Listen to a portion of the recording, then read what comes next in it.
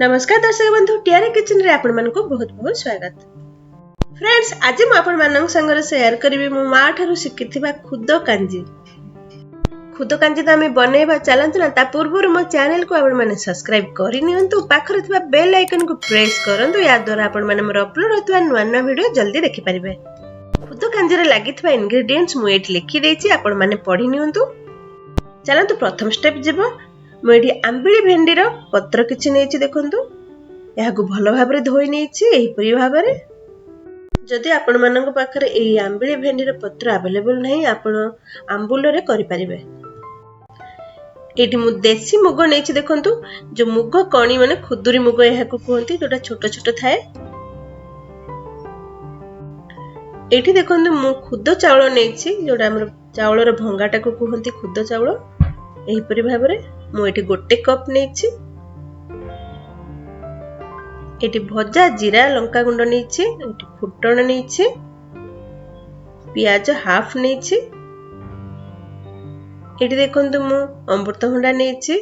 सारू नेछि। मूला नेछि। छोट अदा को मु एही परि भाबरे छेची करी नेछि देखंतु। सुखला लंका दिरा नेछि। रसुण को छेची करी नेछि। एटी भुसंगा पत्र नेछि। कंचा लंका दीटा नेछि। धनिया पत्र नेछि। स्वाद अनुसार लूण नेछि। हळदी गुंड नेछि। हिंगू नेछि। एटी आंबली भेंडी पत्र को मु छोट छोट करी काटी नउछि एही परि भाबरे देखंतु। हमर एबे कटा हे गला। एबे चलंतु गैस रे ओडे माटी पात्र रखिबा।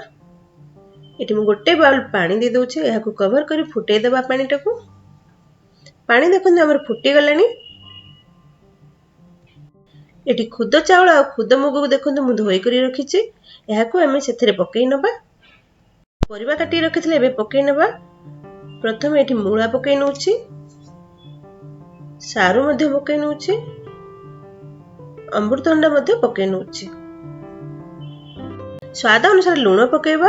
एटी मु आधा चम्मच हल्दी गुंड पकेबी। कवर करी एटा को 10 रु 15 मिनिट बॉईल होबा पई छाडी नबा। 10 रु 15 मिनिट हेई आइछि देखंतु। हमर आउ टिके सिजिबा दरकार। आउ 5 रु 7 मिनिट सिजिबा पई कवर करी छाडी नबा। देखंतु हमर 5 रु 7 मिनिट हेई आइछि। हमर खुद कांजी भी सिझी आइछि देखंतु। हमर कांजी देखंतु एबे सिझी आसलेनी। एबे हमें काटी रखिथिबा आंबली भेंडी पत्र पकेई देबा।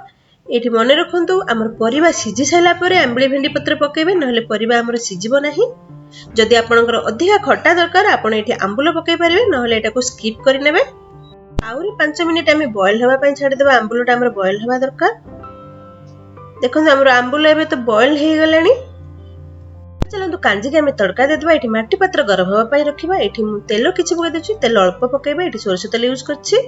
तेल गरम होबा पत्र मु एठी सुखला लंका और पंचफुटण पकेई दउछि। पंचफुटण हेला परे हमें कंचा लंका पकेई नबा। भुसंगा पत्र पकेई नबा।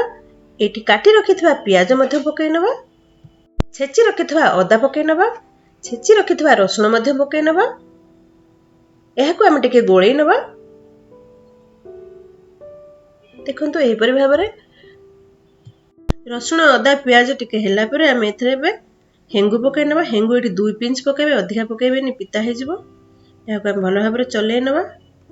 देखंतु हमर रसुण रो मसलाटा एही परि होबा दरकार। एबे हमें कांजीटा को सेथरे ढाळी नबा। इमीडिएट हमें घोड़े नबा नहले यार जो रसुण रो फ्लेवरटा बाहर पळेबो। गैस एबे स्टोव बंद कर नबा। एहा को टिके गोळेई नबा। काटी रखिथिबा धनिया पत्र पकेई नबा। एटी भजा लंका जीरा गुंड पकेई नबा।